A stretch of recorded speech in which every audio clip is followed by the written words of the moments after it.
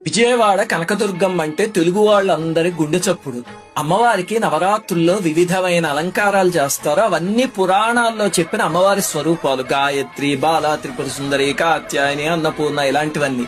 అవి దాదాపుగా అన్ని ఆలయాల్లోనూ చేస్తూ ఉంటారు. కానీ విజయవాడ కనకదుర్గమ్మకి మాత్రమే చేసే ఒక ప్రత్యేకమైన అలంకరణ ఉంది. ఆ రోజు చూడటానికి విజయవాడ వాసులందరూ ఆలయానికి పోటెత్తిపోతారు. ఏమిటి అలంకరణ అంటే స్వర్ణ కవచాలంకరణ. బంగారు కవచంలో అమ్మవారు బంగారు తల్లిలాగా మహోజ్వలంగా వెలిగిపోతుంది.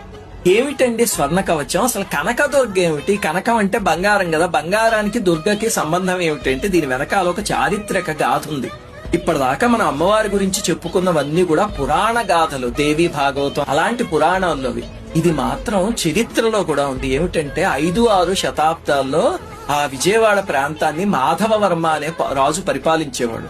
ఆయనకి సంతానం లేకపోతే అమ్మవారి కల్లో కనిపించి